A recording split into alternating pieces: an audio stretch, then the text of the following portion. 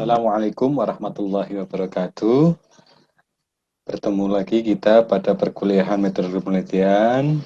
Untuk pertemuan kali ini bersama saya Dr. Samsul Ma'arif MPD yang akan membahas bagaimana menentukan gap untuk kebutuhan novelty suatu penelitian. Gap ini sangat penting ya karena ini akan menjadi dasar dari rencana riset yang akan kita lakukan.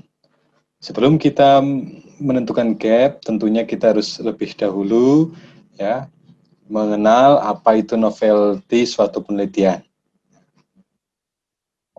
Novelty adalah unsur kebaruan atau temuan dari sebuah penelitian. Itu menurut Howard tahun 2008.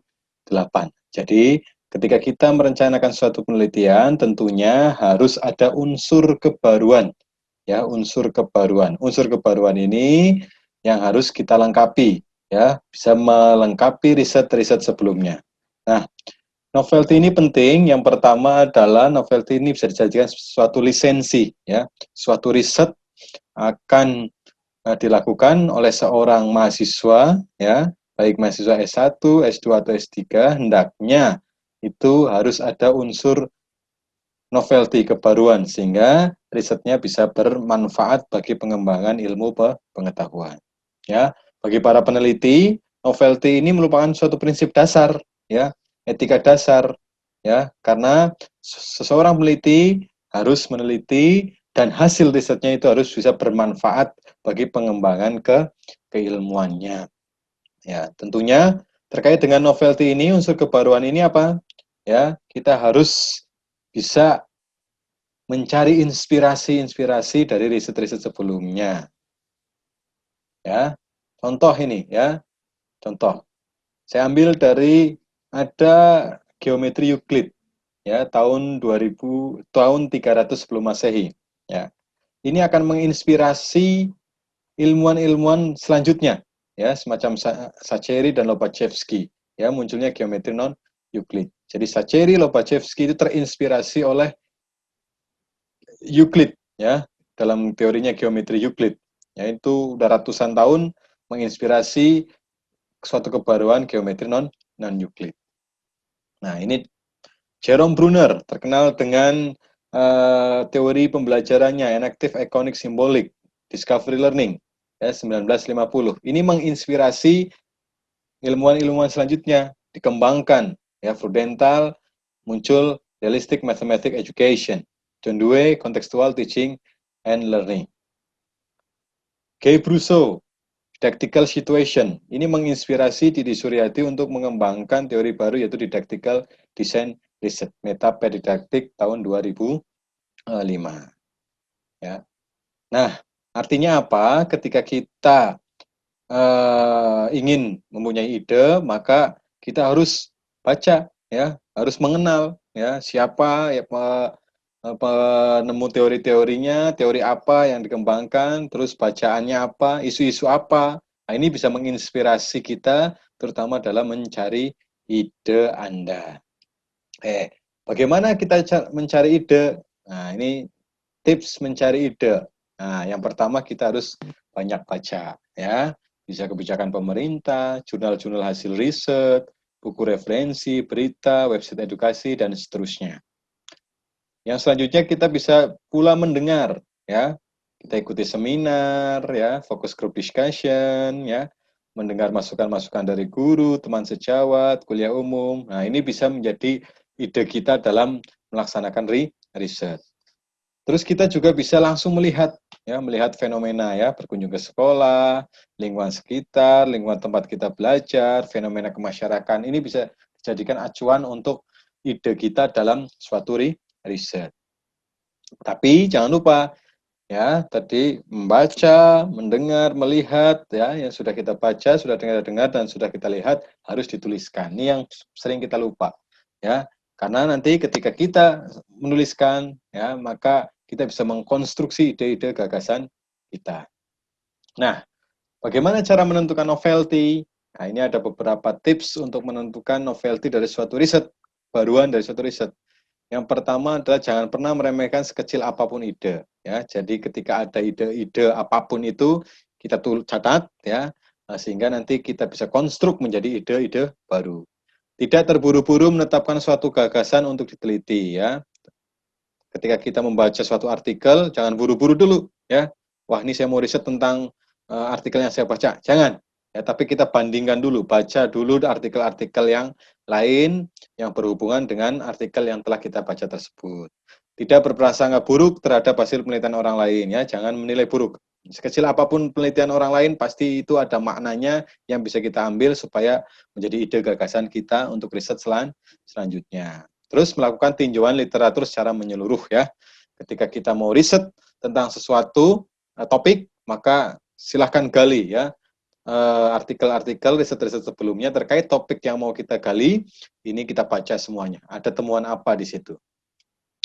Terus setelah kita baca, coba kita komunikasikan isi artikelnya. Kita membaca satu artikel, kita tulis ulang, ya, ide gagasan yang ada di artikel tersebut dengan bahasa kita, ya, supaya kita kuat body of knowledge-nya, ya, bisa mengkomunikasikan apa yang telah kita baca. Terus membandingkan dan menghubungkan pengetahuan yang kita miliki dengan penelitian sebelumnya, ya. Pengetahuan yang kita miliki dengan penelitian-penelitian sebelumnya, kita compare, ya. Dalam penelitian sebelumnya ada temuan apa, terus kita punya pengetahuan apa, itu kita compare, ya, kita bandingkan sehingga ada muncul ide. Nah, novelty itu bukan berarti menemukan hal baru, tapi bisa melengkapi apa yang sudah ada. Ya, artinya dalam suatu riset pasti ada keterbatasan. Nah, keterbatasan itu, kekurangan-kekurangan itu kita bisa lengkapi, ya, untuk rencana riset kita. Maka itu adalah ada unsur kebaruannya. Tidak mesti harus dari awal, ya. Topiknya beda itu tidak mesti, tapi bisa melengkapi. Apa yang kurang dari riset sebelumnya kita lengkapi sehingga menjadi novelty kita. Nah, tentunya cara mengidentifikasi novelty, bagaimana kita bisa mengkonstruksi atau menemukan gap penelitian sebelumnya. Nah, ini ada alur, ya, alur berpikir. Ketika kita ada suatu topik yang mau kita rencanakan untuk riset atau teori apapun, maka kita harus berpikir mundur dan maju. Berpikir mundur adalah, ya, ketika kita berpikir tentang suatu topik, maka teori apa yang mendasari topik tersebut? Bagaimana ide gagasan awal kok teori atau topik tersebut muncul? Terus bagaimana hasil penelitian-penelitian sebelumnya? Ini berpikir mundur, kita harus tahu dulu. Dan juga harus berpikir maju, ya. Topik itu pasti akan berkembang terus, ya, diriset oleh orang-orang lain.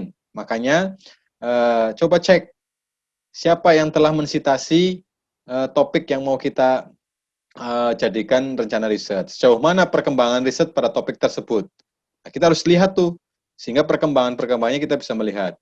Apakah ada kekeliruan atau hal yang bertentangan, ya, dari topik itu dari riset sebelumnya ke riset-riset yang terbaru. Ya, ini akan bisa dijadikan satu acuan untuk mengungkap gap riset. Nah, contoh ini. Misalkan saya ambil di pembuktian geometri, saya ambil salah satu topik introduction to prove the mediation a dynamic software environment. Jadi Mariotti ini pada tahun 2000 pencetus penggunaan software geometri, ya, untuk pembuktian geometri. Nah, ternyata saya baca, ya, kita baca mundur, Mariotti ini melandasi temuannya dari teori Vygotsky, yaitu interaksi antara aspek internal dan eksternal dari pembelajaran. Terus adanya scaffolding. Perlu ada alat eksplorasi yang akurat dan efektif. Terus ada alat yang namanya dynamic geometry software. Jadi Mariotti itu berlandaskan dari alasan-alasan ini. Terus saya baca maju, ternyata artikel yang dikembangkan Mariotti ini sudah dikembangkan jauh oleh orang lain, ya.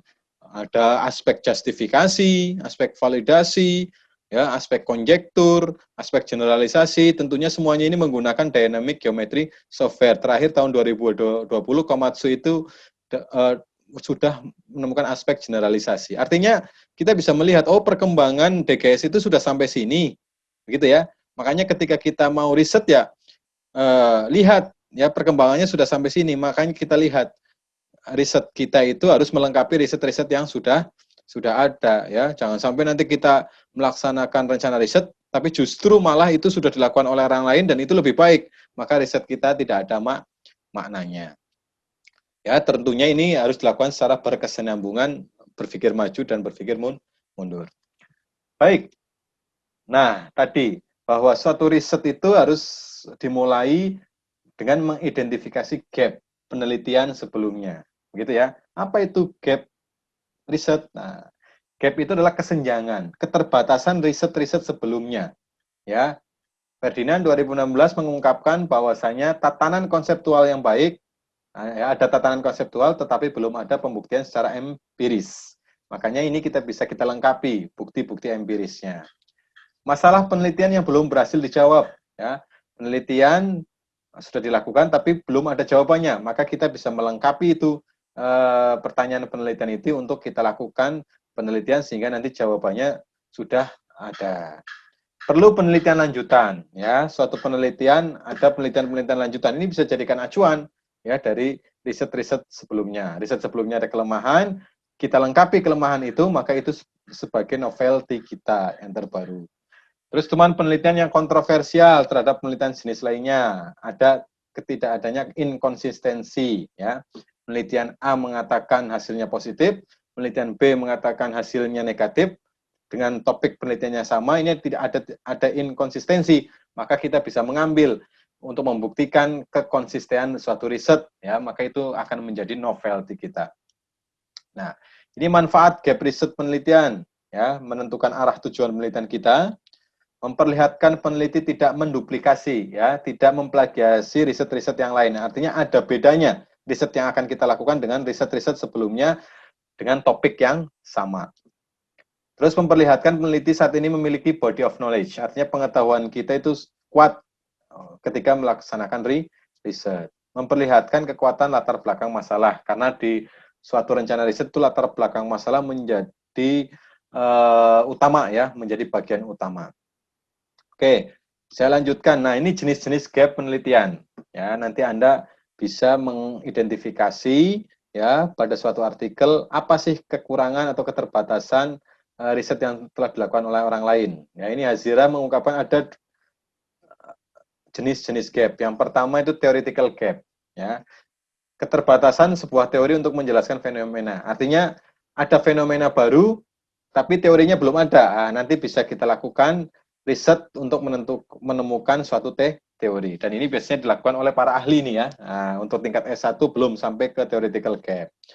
Terus conceptual gap. Ya, conceptual gap itu adalah konsepnya sama tapi didefinisikan, ya, diartikan dengan cara yang berbeda. Contoh misalkan konsep terkait tentang anxiety, ya, itu kan orang sosial mendefinisikan itu beda dengan orang-orang eksak. Nah, ini bisa kita lakukan, ya, riset terkait itu. Jadi kita menggunakan konsep di bidang lain, kita terapkan di bidang kita. Ini menjadi novelty, bisa menjadi novelty kita, ya, conceptual gap.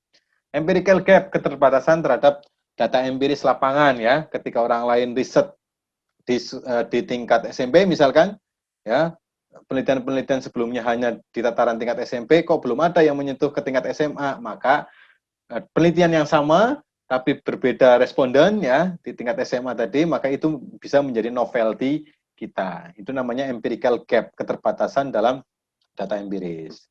Terus methodological gap, ini metodologinya misalkan, ya, riset yang sama dengan metodologi yang berbeda itu akan menjadi novelty kebaruan kita, ya. Ataupun misalkan instrumennya kita kembangkan, ya, dari penelitian yang sebelumnya kita kembangkan, kita tambahkan indikator, maka itu bisa menjadi novelty kita. Atau jumlah sampelnya, riset-riset sebelumnya itu sampelnya terbatas, ya, cuma 50-an misalkan. Terus kita tambahkan misalkan, ya, menjadi 100 atau 150, ini akan menjadi novelty kita. Itu namanya methodological gap. Nah, practical gap. Ini intervensi yang belum tentu dapat diterapkan karena pengaruh budaya, sosial, lingkungan, ekonomi, dan seterusnya. Misalkan, di negara lain menerapkan mobile learning. Nah, kita coba nih diterapkan ke kita. Nah, itu namanya practical gap practice. Gitu, ya. Nah, dari jenis-jenis gap ini, Anda bisa silahkan diidentifikasi supaya kita bisa menentukan novelty dari kita. Nah, ini contoh-contoh saja nih, ya, contoh theoretical gap. Ya, ini saya ambil dari artikel Desain Riset DTR dalam mengembangkan pembelajaran matematika. Nah, di sini penulis ini menemukan bahwa ada teori yang kurang dalam menentukan proses pembelajaran, sehingga ditambahkan yang namanya antisipasi didaktif dan pedagogis. Dari teori sebelumnya, Brousseau, ya, didactical situation. Nah, ini makanya muncullah segitiga didaktis yang dimodifikasi, namanya theoretical gap. Teori yang dulu-dulu kurang, ditambahkan, dimodifikasi, muncul teori baru, makanya itulah kebaruan dari riset yang dilakukan oleh penulis. Conceptual gap, nah ini contoh conceptual gap, ya, dari developing theoretical framework to assess Taiwan's primary student geometry argumentation. Ini saya ambil artikelnya, ya, ininya ada. Nah, penulis ini mencoba mendefinisikan ini terkait tentang argumentasi, ya. Dia mengadopsi dari argumentasinya si Tolmin. Nah, Tolmin ini adalah keilmuannya di sosial, ya, argumentasi sosial. Tapi si Lee, penulis ini, mencoba menggunakan model argumentasi Tolmin ini diterapkan di dalam matematika. Artinya sama-sama argumentasi, tapi didefinisikan di apa namanya ilmu yang berbeda. Makanya muncul, ya, muncul ini data dari konsep baru argumentasi di dalam geometri. Nah, ini empirical gap. Nah, ini data empirik, ya. Bahwasanya ini saya kasih contoh di sini case study on teacher feedback in 3D dynamic geometry platform from solid geometry learning, ya. Di sini dituliskan, nah, ini ada limitation and future direction, ya, keterbatasan dan arahan untuk riset selanjutnya.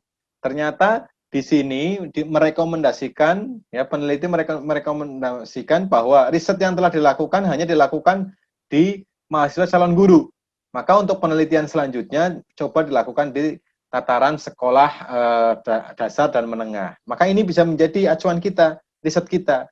Oh, tadinya Pangu 3D platform integration ini hanya ditetapkan di mahasiswa calon guru. Nah, kita lengkapi, ya, data empirik kita dilengkapi di tingkat sekolah dasar ataupun menengah. Artinya kita melengkapi riset yang sudah ada, maka itu novelty kita, ya, namanya empirical gap, ya. Methodological gap. Nah, methodological gap berarti tadi, ya, bisa menambahkan sampel, ya, bisa menambahkan instrumennya kita kembangkan, ya, terus bisa menambahkan metodologinya yang tadinya eksperimen kita lanjutkan ke kualitatif, risetnya topiknya sama tapi metodologinya beda. Ini akan menjadi novelty kita, ya. Ini contoh assessing the effectiveness of learning solid geometry by using an augmented reality assisted learning system, ya. Di sini dituliskan nih, ya, bahwasanya perlu penambahan, ya,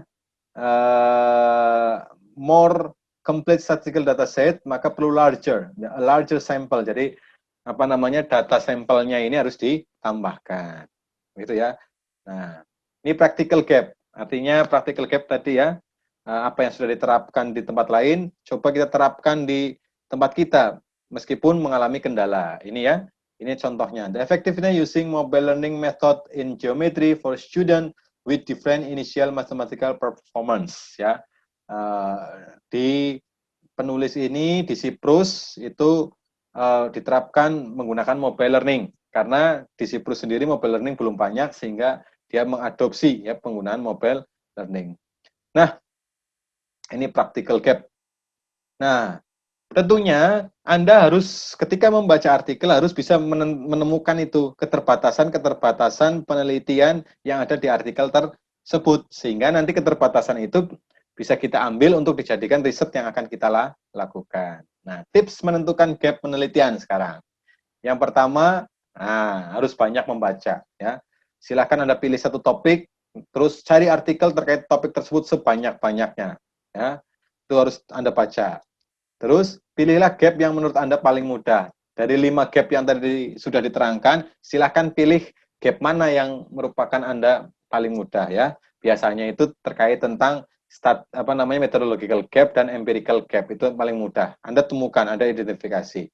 Terus menemukan gap paling mudah pada bagian saran atau rekomendasi. Ya, biasanya di setiap artikel itu ada rekomendasi untuk penelitian selanjutnya. Nah, itu Anda temukan tuh. Misalkan suatu riset merekomendasikan untuk penelitian selanjutnya, silakan dilakukan metodologinya secara kualitatif, misalkan. Nah, itu bisa kita ambil, topiknya sama, tapi kita ambil rekomendasi dari riset yang ada tersebut. Maka itu akan menjadi kebaruan dari riset kita, pembeda dari riset kita. Ya.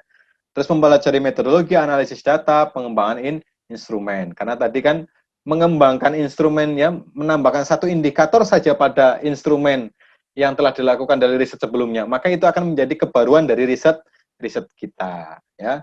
Gunakan suatu konsep di bidang lain ya. Contoh misalkan tadi ya, si Lee ada konsep argumentasi di bidang hukum. Saya ambil nih konsep argumentasi, saya kembangkan di bidang matematika. Itu bisa menjadi kebaruan atau novelty kita. Jika menemukan artikel dengan kajian penelitian baru, nah ini baru dalam artian mungkin Anda baru baca. Nah, Anda jangan langsung menjustifikasi, tapi harus compare, lakukan studi pendahuluan untuk memperkuat body of knowledge. Baca artikel-artikel yang lain. Nah, ya, semakin aku banyak membaca, semakin aku banyak berpikir, semakin aku banyak belajar, semakin aku sadar bahwa aku tak mengetahui apapun. Itu Voltaire.